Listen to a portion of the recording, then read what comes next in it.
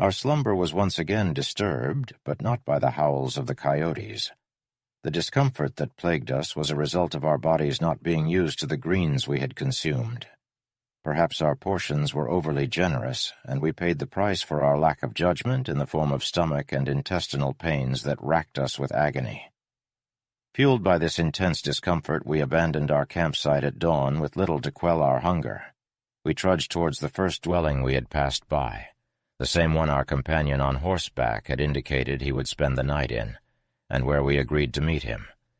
He was a fluent Spanish speaker, and he offered his aid to us, but we did not know what form this aid would come in. Our sluggish pace reflected our distress, making it almost mid-morning before we could reach the house. As we approached, we were relieved to see that the people there had 2 horses awaiting us. Saddles were absent, but we hoped that this mode of transport would provide me with an opportunity to heal my sore limbs. The people were welcoming, and we mounted, our packs on our backs and our rifles clutched in front. After exchanging friendly farewells with those who stayed behind, the 4 of us embarked on a 30-mile journey to the town of Los Angeles. With determined faces, we urged our horses across the steep mountain path, leading them on foot inch by inch before seeking the summit. As we crested the peak, our spirits soared at the stunning vista before us. The landscape rolled out for miles, a lush paradise compared to the bleak desert we had traversed. We both wished that our absent companions could witness this gorgeous expanse, bursting with verdant life. A magnificent structure came into view, a solitary and sizable house not far from where we stood. The man who accompanied us informed us that it was the mission of San Fernando, serving as both a Roman Catholic church and the residence of the priests and their followers. The downward slope on the other side of the mountain was just as steep, if not more so, than the ascent we had just made. John and I chose to wait until we reached level ground again before attempting to mount our horses. The other 2 men, however, had no trouble riding up and down the incline. We allowed our leaders to get ahead of us by a half a mile or so before mounting our horses and galloping to catch up. After walking for so long, riding was a relief, but frequent dismounting prevented us from becoming too sore. Around noon we passed the mission, and a few miles later encountered a gentleman on horseback. He introduced himself as French and informed us that he lived north at a place called Tejon. He had a cattle range and expressed willingness to help us. Our acquaintances explained our situation to him, to which he responded that the coast route had already been taken by all travelers, and those who had come by way of Salt Lake had arrived weeks earlier. A small train that had taken the Santa Fe route was still en route. French cautioned that because we couldn't speak Spanish, it would be a challenge to obtain assistance. He advised us to turn back and join him instead. He offered to loan us a yoke of gentle oxen and more if necessary, plenty of beans, as they were his primary sustenance, and an Indian guide to help us navigate. "We don't know about the oxen," we replied after a moment's thought. "The road ahead looks difficult, and we don't want to risk the safety of the animals or our people. But we do need some way for the women and children to ride. Walking so far in that dry and harsh terrain would be too much for them." Mr. French listened to our concerns and offered a solution. "I know a place not too far back from here, and the people there are good and generous. I can go back and speak to them on your behalf, and I'm sure they'll help if they can." After talking it over with our companions, we agreed that this was the best course of action, but we worried about the time it would take to backtrack, knowing that every moment counted for our friends' safety. Thankfully, Mr. French had a pack saddle with him that we could use, and he suggested leaving it at a saloon in Los Angeles for him to retrieve later. We agreed, bid farewell to our companions, and set out with Mr. French. As night fell, we arrived at a mission where we were warmly welcomed. They even allowed us to sleep on the hard floor of the big house, offering us dried meat to eat. The buildings and the tiled roofs were unfamiliar to our eyes, but we marveled at their beauty and usefulness. The next morning we continued our journey and arrived back at the generous people's house. They turned our horses loose, showed us kindness, and helped us in any way they could. We were grateful for their friendship and hospitality. As we trudged along the trail, exhaustion weighed heavily upon us. Our tired legs begged for rest, and our parched throats cried out for water. Finally, we arrived at a humble abode and collapsed on the ground beside the house. Two people conversed nearby, but their words were foreign to our ears. Suddenly, a dark-skinned woman emerged from the house, offering each of us a piece of cooked squash. The delightful aroma wafted to our nostrils, and we eagerly devoured the sweet, savory flavor. We gratefully acknowledged her gesture of kindness, thankful for the warmth of her welcome. She invited us to rest inside and led us to a storeroom. The floor was hard and unforgiving, but fatigue overcame the discomfort, and we welcomed the slumber that awaited us. Upon awakening, we were shown a coffee mill and instructed on how to grind our own wheat into flour. We set to work immediately, our muscles straining against the resistance of the mill. Later, our generous hostess returned, bearing gifts of pancakes, meat, and roasted squash. It was the best meal we had tasted in days. We attempted to communicate with our newfound friend, struggling to understand her. I found that using sign language was the most effective way to convey my thoughts.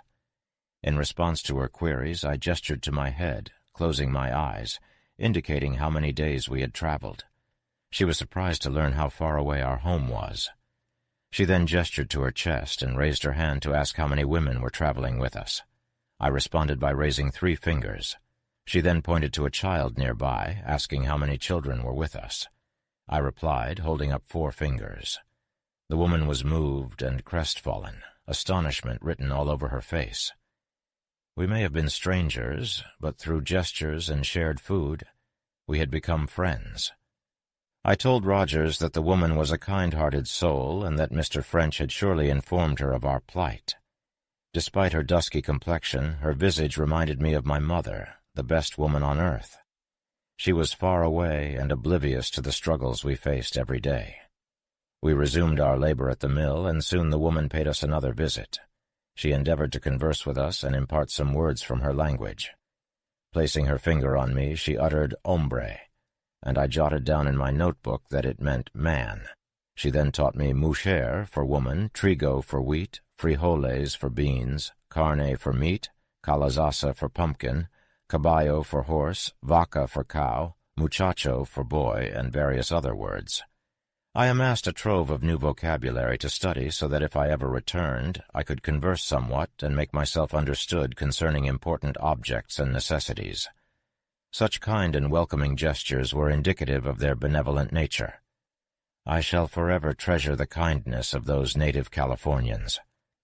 When we were in Walker's camp and discovered his amicability towards Mormonism, we claimed to be Mormons as well. But although those good people were known to be devout Catholics, they never even broached the subject or inquired if we upheld the same faith. We were helpless humans in need, representing others worse off than ourselves. The altruism and camaraderie they displayed were given unreservedly because we were fellow human beings. Our supplies for our journey included a sack of small yellow beans, a small sack of wheat, ample dried meat, and some coarse unprocessed flour we had produced at the mill. They demonstrated the proper method of packing the horse, a skill we were not accustomed to. In no time we were ready for departure. I placed our funds on a block and made gestures indicating that they should take what the items were worth. They accepted $30, and we were astounded to receive 2 horses, provisions, pack saddles, and ropes, some made of rawhide and others of hair, for such a meager sum. Later we discovered that the horses we received were of little value, and we had indeed paid a fair and reasonable price for everything. To make things easier, they had even affixed our knapsacks onto the horses. The woman emerged from the tent with a child in tow, carrying 4 plump oranges. She gestured towards her offspring and then towards the east before placing the fruit in our packs with a gentle smile. After bidding each other farewell with a cordial tip of our hats, we resumed our journey, descending towards the creek bed and then up the valley we had previously traversed. As night approached, we reached a wagon trail cutting across the valley that led through a dry ravine. Following the path for miles, we eventually stumbled upon the travelers' campsite and stayed there overnight. We explained our mission to rescue 2 women and 4 children from the unforgiving desert, lamenting that our equipment was insufficient for the task at hand. Nevertheless, we hoped the aid we had would suffice in saving their lives. Word of our endeavors quickly spread, and a man offered to sell me a pitiful mule that had narrowly escaped death after being abandoned in Arizona. Despite its healed wounds and skeletal frame, The animal had inherited the sturdy Santa Ana genes and was determined to survive. I purchased the creature for a meager sum of $15, and the other campers commended our valiant efforts.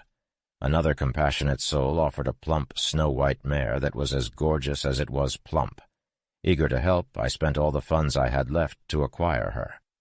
Though she was only accustomed to being led by a halter, Rogers promised to tame her by riding her to the wagons.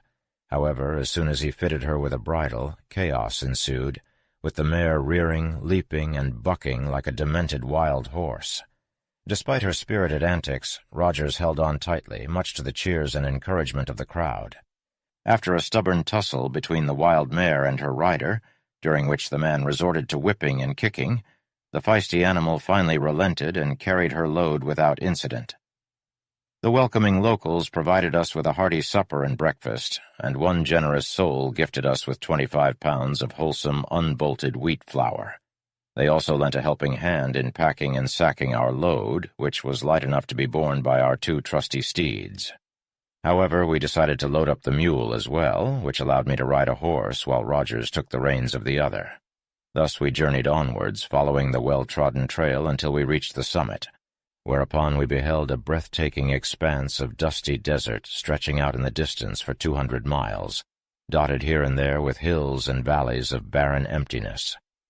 From that point onwards, we veered off the trail to the north and made our way eastwards, eventually stumbling upon a serene lake teeming with sweet, fresh water, now known as Elizabeth Lake. We took the opportunity to replenish the canteens and water our faithful beasts before casting our gaze towards the cabbage trees, aiming to reach the rainwater hole where we had rested before. Upon arrival, we found the Jayhawkers' trail, realizing that they had followed us and passed through the same brushy canyon that we had circumvented. After filling our water supplies and marching onwards along the familiar trail, we pressed on till nightfall, keeping a slow pace with our weary but determined steeds, since we knew where we could find our next source of water. Even when darkness descended upon us, one of us walked alongside the horses to ensure that we stayed on the right path. In the dead of night, we arrived at the willow corral, which we had visited earlier, only to find that the Jayhawkers' oxen had greedily consumed all the grass in the area. Although the water here was good, our horses were becoming increasingly famished. Thus, one of us stood guard during the first part of the night while the other rested, rotating shifts to ward off potential attacks from the ever-present danger of hostile Native Americans. I was first on watch and made sure to let the fire die down so as not to attract unwanted attention, settling down beside the dim embers to keep alert.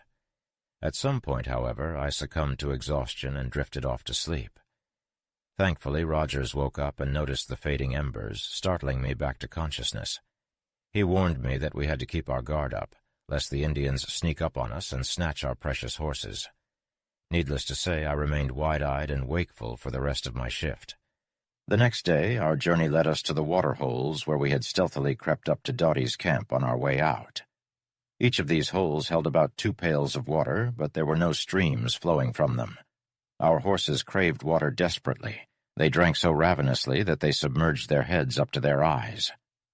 Dottie had informed us that the next water source was 30 miles away, and night fell before we could reach it. We were forced to make camp without water. Our horses were exhausted, their heads drooping and steps slow. We distributed the load among all the horses and took to walking alongside them.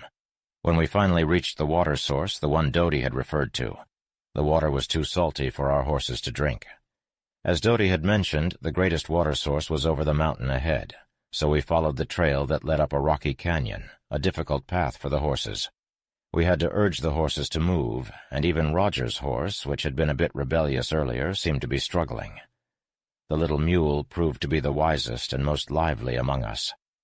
It seemed as though the mule had experienced the desert before and knew how to prosper in it. Every speck of grass and every green leaf in sight was eaten by the mule, a lesson that the other animals had not learned. Sometimes the mule would wander off the trail to find a bunch of dry grass, but it would always return and take its place in the line. It was evident that the mule knew how to survive in the desert better than the horses. The canyon floor was narrow and pebbly, with steep walls that were almost straight up. As we progressed, our horses grew more lethargic, and the white horse left the trail and walked headfirst into the canyon's solid rock wall. The animal appeared to be blind and unfortunately passed away in front of us.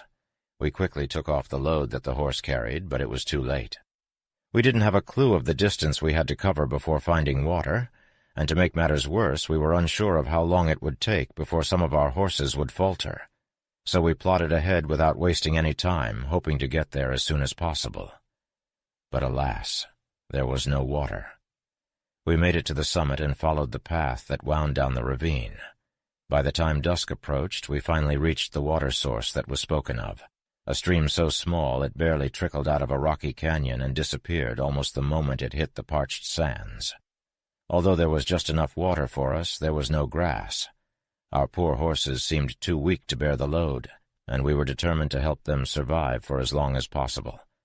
We decided to cover the wheat and retrieve it on our return.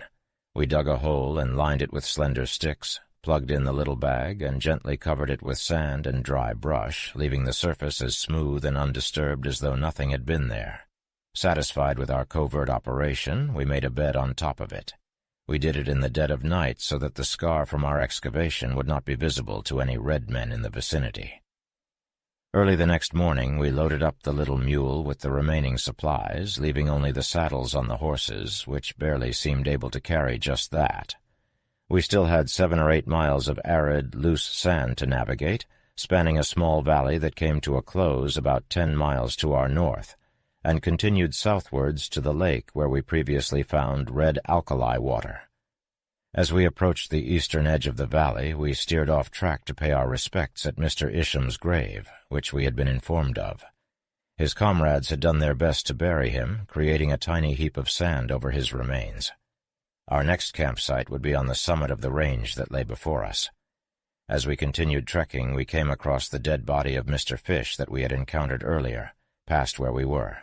We proceeded a little further down to a flat, sandy area in the ravine that was just big enough to rest on.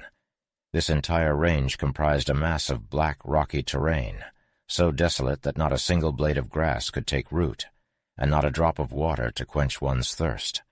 We tethered our horses to the rocks, and that's where they stayed for the night, because in the absence of any vegetation, there wasn't a morsel for them to graze on. In the morning, the momentous question of the day lay before us. We had to determine whether we should take the Jayhawker's trail to the north, which led us to a massive mountain of jumbled rocks so steep that even a dog would find the climb arduous. From our current location, our wagons were almost due east of the range, just 50 miles away. However, if we decided to travel north, it would take us a longer time, close to 4 or 5 days, covering a distance of 100 miles. We were already far away from our trail, and if we took a diversion to the north, we might miss them. Waiting for the Jayhawker's troop was already taking more time than we had thought, but we still considered them to be on their way out. What if they had already gone, or worse still, been killed by Indians?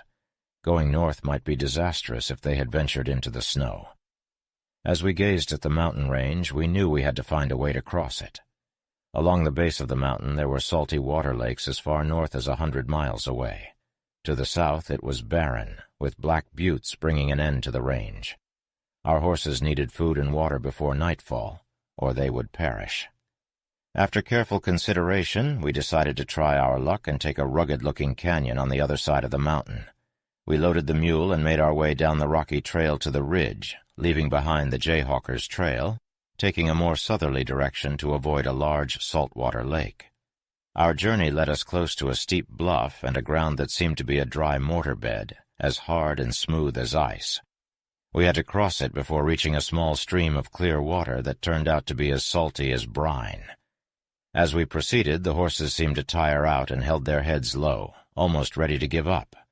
We had to push them along until we found a way to get them water. At last we entered the canyon and found the gravelly bed where we could travel. As we proceeded, the canyon grew rougher and steeper, and the yellowish rocky walls closed in on us. We had to urge the horses along constantly and brace ourselves for the challenge ahead. Chapter 12. The Little Mule.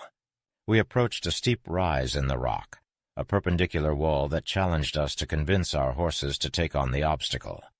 The mule, however, agile and nimble, skipped over the rise like a grace-filled mountain goat. It appeared to take pleasure in the diversion from our usual path. The horses were not so easily persuaded, but with some coaxing and encouragement, they finally followed suit, and we continued on a path that grew narrower and rockier by the moment. We wound around great rocks, our movement impeded at every turn. As dusk approached, we came upon another blockage, a fall that would have been no issue had there been water in the canyon. But there was little to be found, at least not for us. The mule made it over the pile of rocks with ease, but no amount of effort could convince the horses to take on another foot. It was becoming clear that we couldn't go on with them. Reluctantly, but with hope for their ultimate rescue, we left the horses and continued on, for we still had a mission to accomplish. It was decided that the oxen might prove more useful in transporting the women and children to safety. It felt like a betrayal leaving the horses behind. After removing their saddles and giving them a moment's hesitation, we moved on, leaving them to their uncertain fate. In the moments that followed, our minds were a tangle of wild thoughts and desperate ideas. We knew we must continue, even if it meant risking our own lives for the sake of the vulnerable members of our party. As we crept further away, the last sounds we heard were the pitiful, desperate neighs of our abandoned horses. It was a sound that we would never forget, a sound that was almost human in its final appeal. Though tears welled up in our eyes, we knew that there was nothing more to be done. Our focus remained fixed on saving the women and children, a mission that we dared not abandon. We stumbled upon the little mule who had come to an abrupt halt at the sight of a towering precipice that rose 10 feet ahead. Our spirits sank as we pondered the idea of turning back with our knapsacks still on our backs. It seemed as if all hope had drained out of us. However, the little mule began munching on some blades of grass, and when she caught sight of us, she gazed up at the steep rocks ahead of her with an intelligent and confident air. Her gaze seemed to imbue us with newfound courage. The place we found ourselves in was wild and eerie.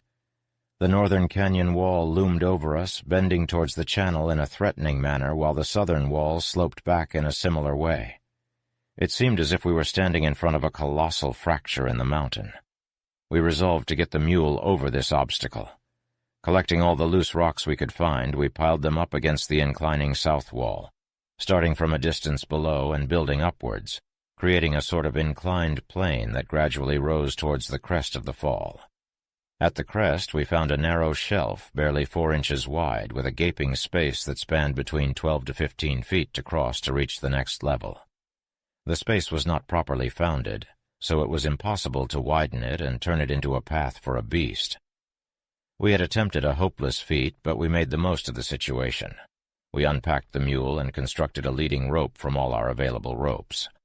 Loosening and tossing down all the rocks that projected above the narrow shelf, we fastened the leading rope around the mule, who now had Rogers above and me below to help her maintain her balance.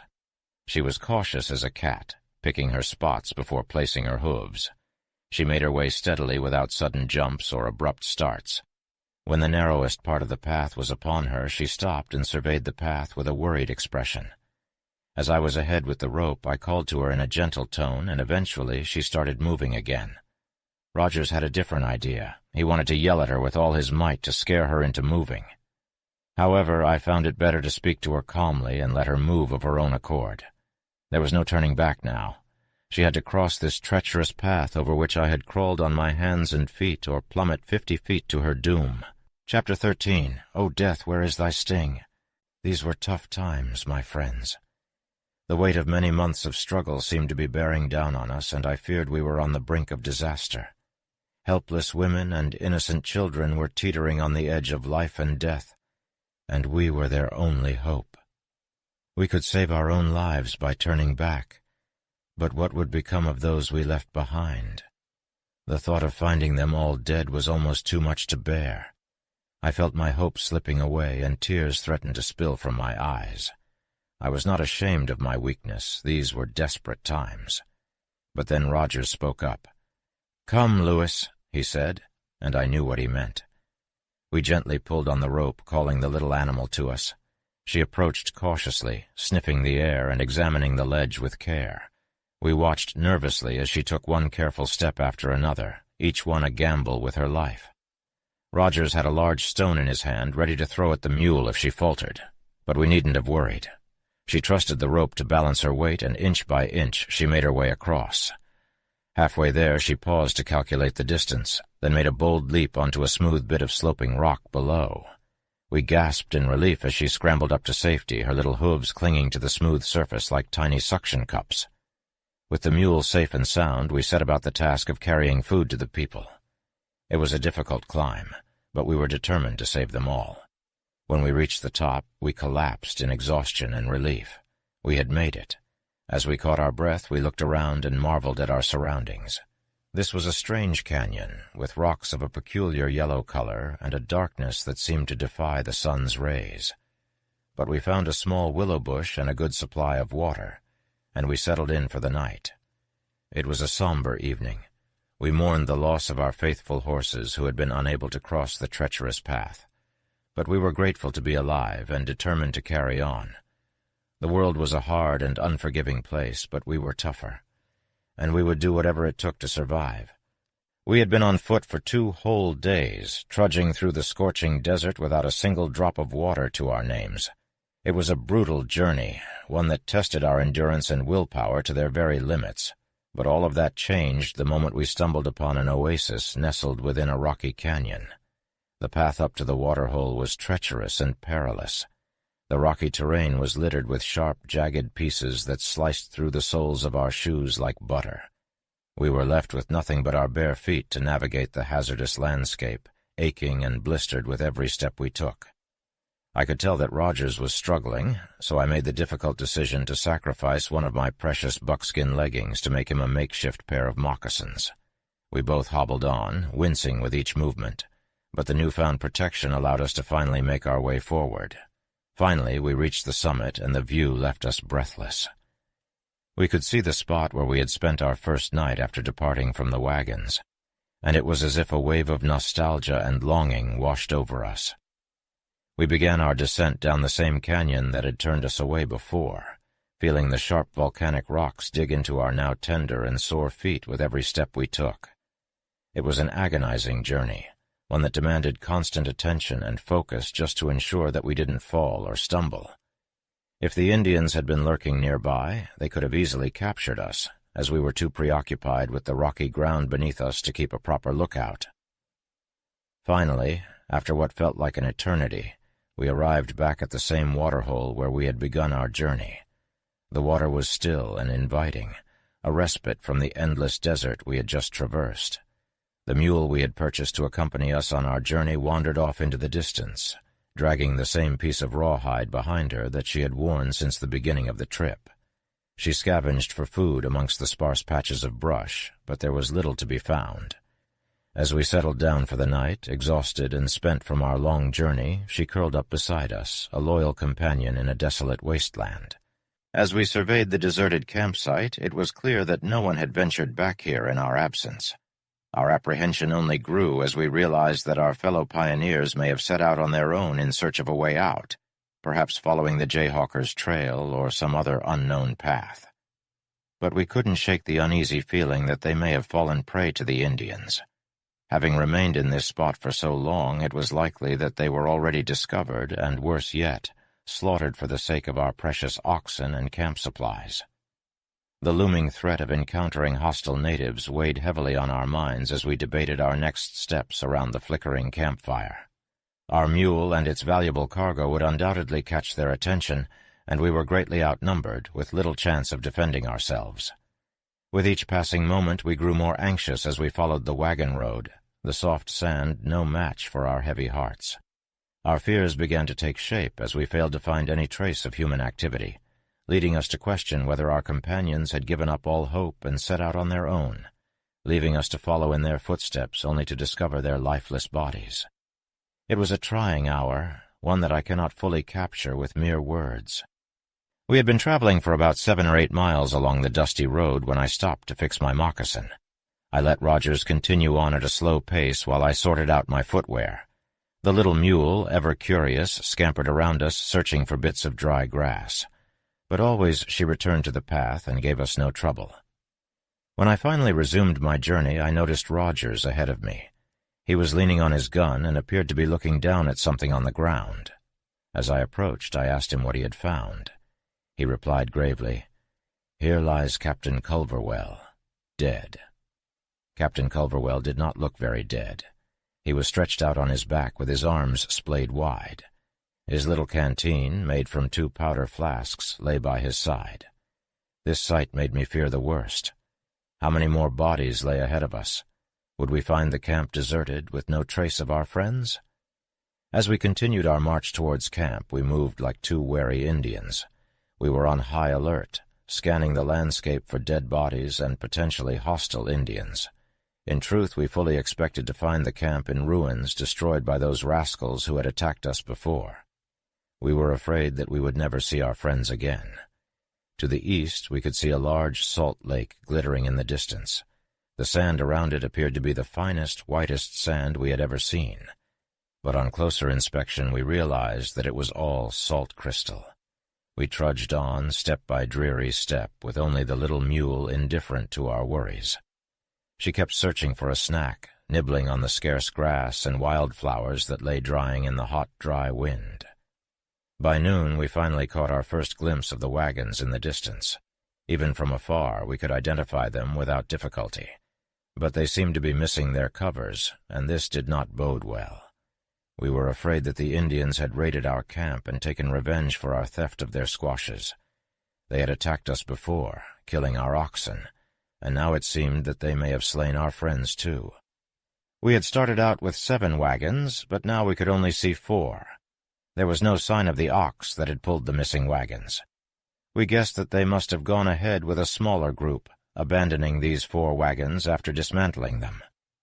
We saw no signs of life anywhere around us, and the realization of our difficult journey through treacherous territory seemed all the more futile. How would we ever know what had become of our comrades? Would we ever learn of their heartbreaking fate if we ourselves survived and returned to civilization? Rogers and I were both profoundly troubled, passing through the furnace of worry and uncertainty. We pressed on as quietly and unobtrusively as we could, placing our trust in the little mule walking ahead of us. Surely she would sense any danger in the air before we would. We followed apprehensively behind, but still there was no clear indication that would settle our growing apprehension. We started to become convinced that our party had taken the path of the Jayhawkers, and we had missed them along the way, or that they had perished before they ever reached the spot where we had turned from their trail. As we drew closer and closer to the 4 abandoned wagons, we still saw no sign of life or death. We began to fear that we might have stumbled upon an Indian ambush, and our breathing grew ragged with nervousness. We debated what to do, but eventually Rogers suggested a plan. He had 2 shots in his shotgun, and I had 7 rounds in my rifle, so I would fire one of mine, and we'd see what happened before we ventured any closer. If there were any of the red devils hiding there, we would be ready to defend ourselves with deadly force. And now we were both fixed on the wagons, watching intently. Suddenly I fired a shot, and everything came to a standstill. There was no movement for a moment until a man emerged from beneath one of the wagons. He scanned the area, oblivious to our presence, then threw his arms up high, hollering, "The boys have come! The boys have come!" Soon after, other heads popped up, followed by Mr. Bennett, his wife, and Mr. Arcane charging towards us as fast as they could. Our hearts leaped out of our chests, the tension finally broken, and the relief was almost too much to bear. Maybe some were safe, maybe all of those closest to us.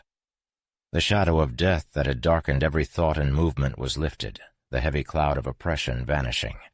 Bennett and Arcane grabbed us, holding tight and expressing their joy with bear hugs, while Mrs. Bennett fell to her knees, clutching me like a madwoman overcome with emotion, unable to speak. If they'd had the strength, they would have carried us on their shoulders. Instead, they stopped a few times, turned as if to articulate something, but choking back tears. The sheer force of the feeling was too intense to express in words. Gradually, everything settled down. After a while, Mr. Bennett found his voice to ask, "I know you found somewhere. You have a mule." And Mrs. Bennett stared at us incredulously, as if unsure if our return was real. Then she exclaimed through tears, "Good boys, you've saved us all. God bless you forever. Boys like you should never die." It took a while before they could talk without crying. Hope had nearly vanished, so when the first glimmer of light shone through, it threatened to unhinge their minds. Their expressions brightened, happier than we had seen them, and they bombarded us with questions, the first of which was, "Where were you?" We gave them the hard truth. It was a daunting 250-mile journey to reach any inhabitable part of California. And then came the inevitable question, can we take our wagons? We had to be honest with them. "You'll have to walk," we replied, for there was no way a wagon could traverse the treacherous path that we had just come through. We relayed the details of our arduous journey and the seemingly endless distance between water sources. In just 26 days we had traveled a grueling path that was as dry and unforgiving as the terrain we had left behind. We warned them of the scarcity of grass and all the reasons why it had taken us so long to return. We also asked about the others we had left behind in camp when we set out. They divulged what little they knew, and we listened intently. But it didn't take long for them to begin discussing the conditions they faced at their makeshift camp. With nothing to sustain them except their dwindling oxen, it was clear to them that if they remained here, they would perish. They had no choice but to move forward, even if it was just a little every day, in hopes of getting closer to the goal before their food ran out. Bennett tried to reassure them that once we returned, we would have an intricate knowledge of the land and could assist them in finding a way out. But despite his optimism, most were skeptical about our chances of survival.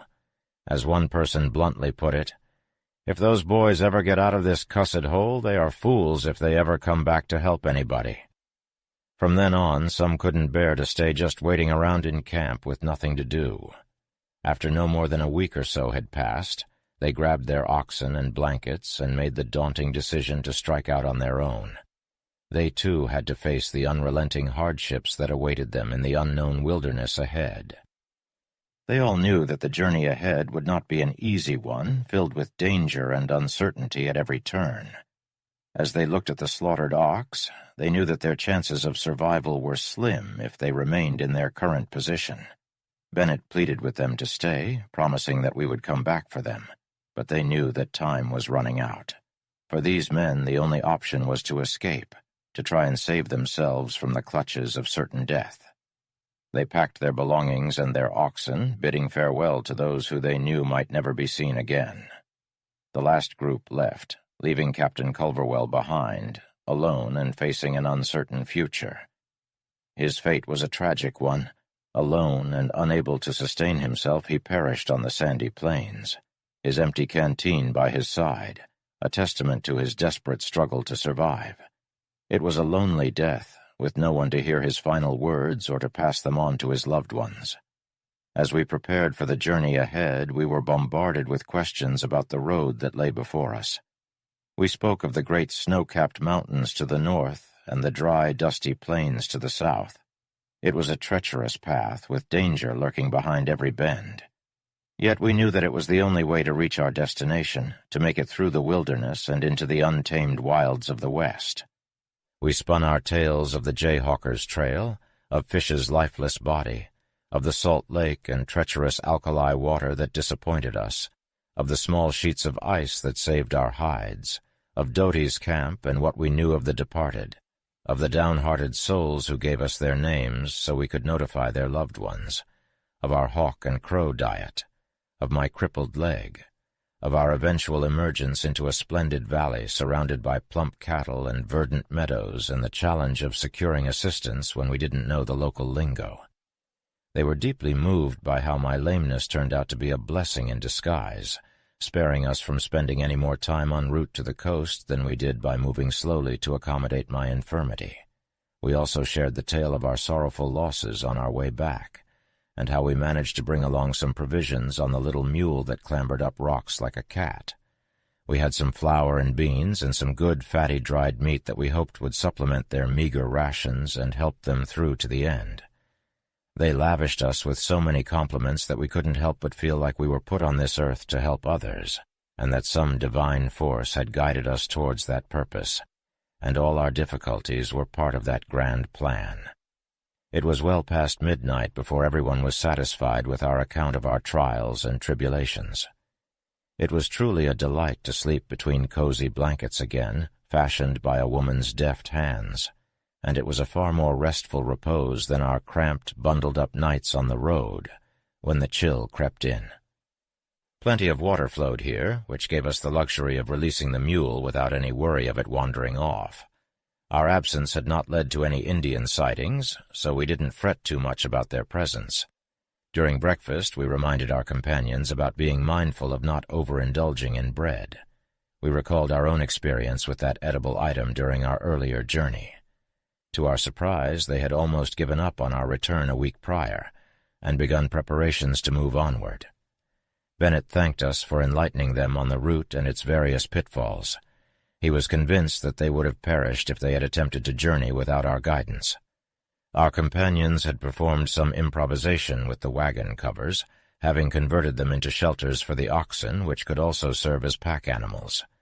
They skillfully crafted breast straps and breeching from the sturdy fabric strips. The cattle's undernourished state and loose hide made it a challenging task to keep the gear on their backs. The cloth from the beds was also repurposed to aid their cause. The oxen arrived to drink water, accompanied by the mule, still skinny but in better shape since our departure. They had also rested for some time, and their newfound strength allowed them to continue for a few more days. As a skilled seamster, I helped them finish the oxen's harnesses. Meanwhile, Bennett and John trekked to the lake to gather salt, an essential ingredient to preserve our fresh meat. I gazed out at the majestic snowy mountain, its peak cloaked in a veil of snowflakes that danced in the wind just as they had when we were further east, sweating under the scorching sun. Midwinter had descended upon us, and I couldn't help but wonder how we had fared thus far. We were unable to scale the steep eastern slope, and not a single tree was visible in its barren volcanic expanse. The range of mountains bordering the valley on the east was the toughest we had ever beheld, jagged and desolate to the core. I had scoured the region and found it to stretch roughly 100 miles, with this lone campsite offering the only chance of replenishing our dwindling water supplies. When Mrs. Bennett was ready to instruct me on the cloth harness, we retreated to the shaded nook under the wagon and got down to business. That grand snow-capped peak we had glimpsed was christened Telescope Peak, and is purported to measure a dizzying 11,000 feet high. It belonged to a chain that spanned north and south, with no rival peak to boast a greater summit. Mrs. Bennett inquired about our journey, and if there was anything I had omitted that I'd rather keep under wraps. She lamented the fact that the odds of them riding were slim, and spoke at length about the children's inability to walk. Little Martha had been perilously ill since we had departed, and for days they had feared the worst. With no medicine at hand, they made a meager soup from the finest ox meat and fed her, keeping an unwavering vigil by her side, expecting her to breathe her last at any moment and be consigned to the sands. At times her breathing had nearly ceased, but they never relented in their care, and their diligence paid off when they observed her slowly recovering and even developing a taste for a morsel of food. It was only too clear how much she had transformed when they brought her before me. Gone was the agile child who ran through the camp, clambered in and out of wagons, and bounded around nimble as a quail. In her place was a creature contorted and frail, with limbs reduced to naught but skin and bone. Her torso had swollen, and her face bore a starved and pained expression, devoid of any healthy glow. She shared with me the hardships they faced in our absence. Her dreams were filled with vivid images of us suffering horribly from thirst and hunger. In her mind's eye she saw us leaving our children by the side of the trail, lifeless and alone, one by one succumbing to the same fate. She often dreamed of the abundance of bread in her old home, only to wake up to the stark reality of her husband and children slowly starving. It was a harsh trial, and the contrast was too much for her to bear. She desperately sought my opinion on whether we could make it over the falls with our oxen, but I could see the hopelessness in her eyes. It was hard to offer her encouragement, but I did my best to lift her spirits. Meanwhile, Mrs. Arcane silently contemplated all that was being said, and her expression was far from optimistic. Thankfully, Bennett and Rogers returned with a large supply of salt, which gave us some much-needed reprieve. We discussed our options and ultimately concluded that the best course of action was to take the Jayhawkers Trail. It would be a solid week of travel to get over the range and back down south to our camp, which was originally only 3 days' journey. The only barrier in our way was the falls, but we were hopeful that we could navigate it without hurting our oxen. Arcane agreed that this was the best choice, given that it would save us a week of arduous travel. As she explained what they had planned to do had we not come back, I couldn't help but feel grateful that we made it in time. The journey was far from over, but our spirits were slightly lifted, knowing we had a plan in place. They had chosen 2 oxen for the women to ride on, one to carry water and the other to carry the 4 children. There were no saddles, but they had enough blankets to make a soft seat. They planned to put a belt around the animals for the women to hold on to, with breast and breeching straps to keep the blankets in place. They had discovered it was difficult to keep any kind of load on an ox, so they designed this harness to solve the problem. Bennett had an old ox called Old Crump, which had been chosen to carry the children because he was slow and steady. "How are you going to keep the children on?" I asked. "Well," said Bennett with a comical air, "we've taken 2 strong hickory shirts, turned the sleeves inside out, sewn up the necks, then sewn the 2 shirts together by the tail. When these are placed on the ox, they'll make 2 pockets for the youngest children, and we think the other 2 will be able to cling to his back with the help of a band around the ox's body that they can hold on to with their hands." If Old Crump behaved and didn't kick up, they thought their plan would work great. They planned to use the mule to pack their provisions, since they knew how to pack animals to keep the load secure. John and I made ourselves new moccasins from a piece of remaining hide. We were all set to try the trip over our old trail for the 3rd and final time. Mrs. Bennett and Mrs. Arcane had taken our advice not to put too much flour or beans in the children's soup, and they had gotten along well. They even smiled a little with satisfaction after a full meal. They fared better than John and I did when we first arrived on the other side. Chapter 14. Stripping to the bare minimum. We had to abandon everything that we could live without, leaving behind all but the clothes on our backs.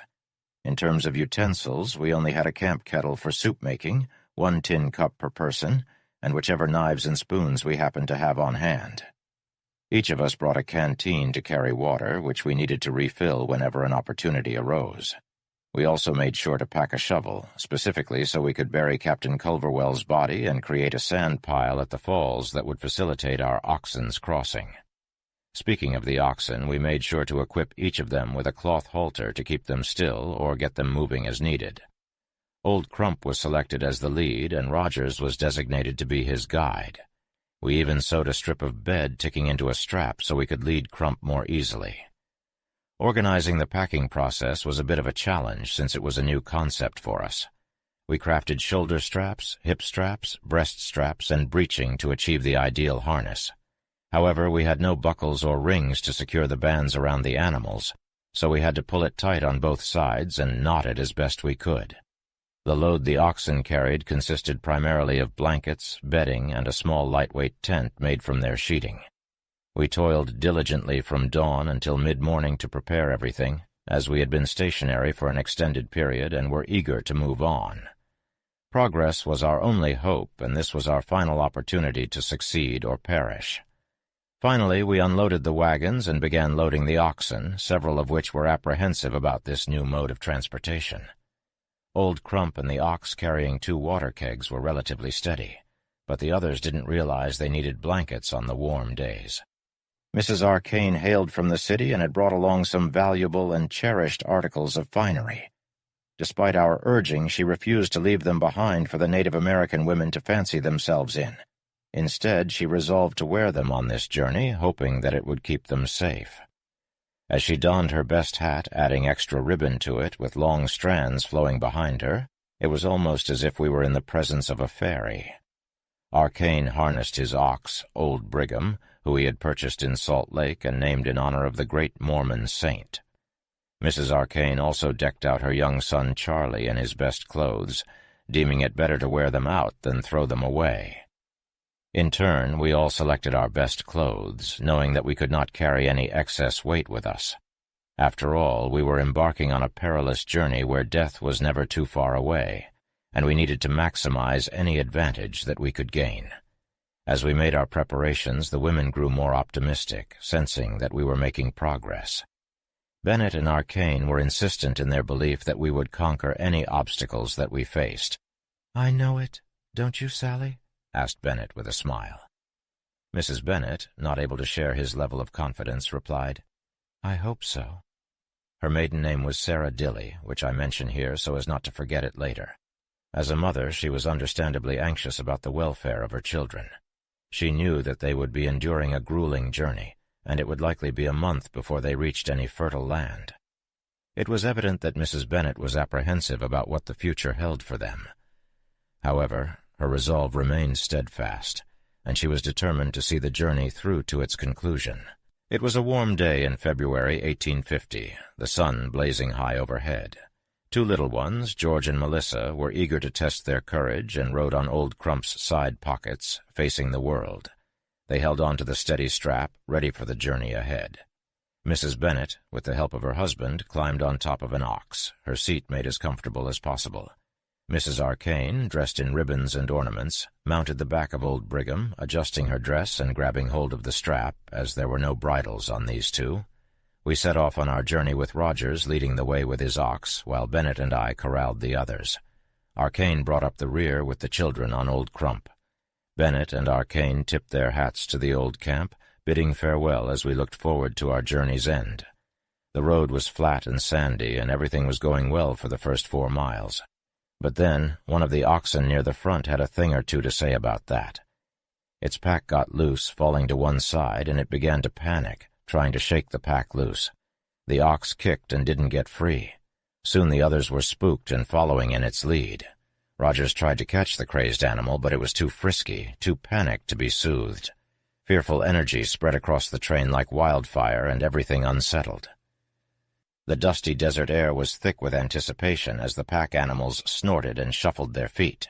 Suddenly, with a tremendous burst of energy, they leaped into the air, kicking up a storm of sand behind them before coming back down to earth with a jarring thud.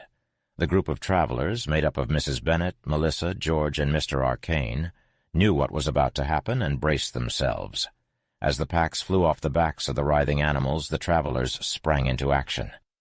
Mrs. Bennett expertly dismounted her ox and scooped up her baby from the pocket on Old Crump before ordering Melissa and George to do the same. Meanwhile, Mr. Arcane calmly took his little boy from the opposite pocket of his ox and set him down gently on the ground. Despite the chaos unfolding around them, Mrs. Arcane showed her true riding prowess by clinging to her strap with all her might. Her ribbons and fancy fixings trailed behind her like colorful banners as she whirled around in dizzying circles. Although she was eventually thrown from her mount, she emerged unscathed, albeit a bit disheveled. The scene was so unexpected and ridiculous that Bennett could barely contain his laughter. Even Mr. Arcane joined in, his hearty chuckles echoing across the barren landscape. No one had thought these lumbering creatures could be so full of life and so devoid of sense.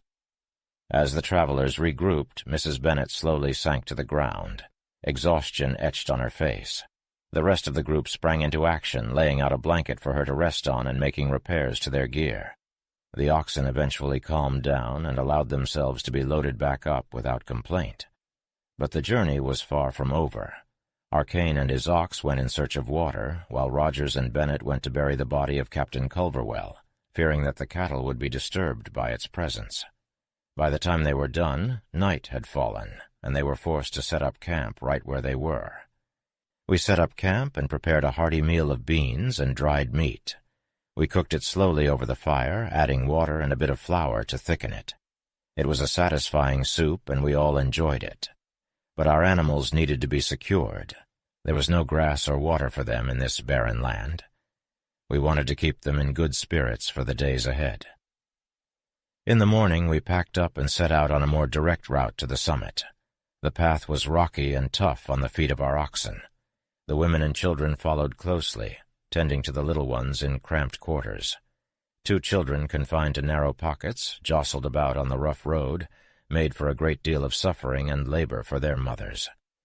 Mrs. Bennet longed to hold her baby, but her own weariness proved too great a burden. Bennet, Rogers, and I worked hard to keep the oxen moving forward while also keeping an eye on the children. We were determined to reach the water holes and rest. When Bennet returned with the water, he took little Martha from her pocket and carried her, offering her some relief from her cramped conditions. Arcane did the same with his child, letting go of his double-barreled gun on the way. There was no need for it, not when he had his child to protect. We may have faced obstacles, but we pushed on, determined to reach our destination at any cost. And in the end we emerged stronger, more resilient, and ever more grateful for each other's support. As the group of women stumbled into camp, their faces were etched with exhaustion and defeat. We had already laid out blankets for them, but they collapsed onto them as if they were bones without any flesh left on them. They were so exhausted that death seemed like a mercy to them. They believed that they could not survive any more days like this one. We tried to encourage them, telling them that this was just the first day and that they would acclimate to this new form of exercise. We also assured them that we knew every inch of the road ahead and would safely guide them through every waterhole. However, they refused to attempt riding again after their horrific circus experience. Mrs. Arcane claimed that her limbs were too sore and that she couldn't continue. It was understandable, as they had spent the entire day climbing over rocks that felt like stairs in their relentless steepness. Our camp lay nestled in a narrow pass in the range, with a clear, cloudless sky overhead. We hadn't seen any signs of civilization older than our own as we journeyed over a route that had not seen any rain for a long time, with only manna-like snow as relief. We and our cattle had gone without water for many days. The women slept as they were, not even bothering to change their clothes, while we kept a watchful eye over them. When they awoke the next morning, they looked as if they had been hit by a train, with uncombed hair and swollen eyes. We allowed them to rest for as long as possible, for their joints were stiff and swollen from the day before. The early sun warmed their skin, while a brisk breeze from the snow mountain invigorated their spirits.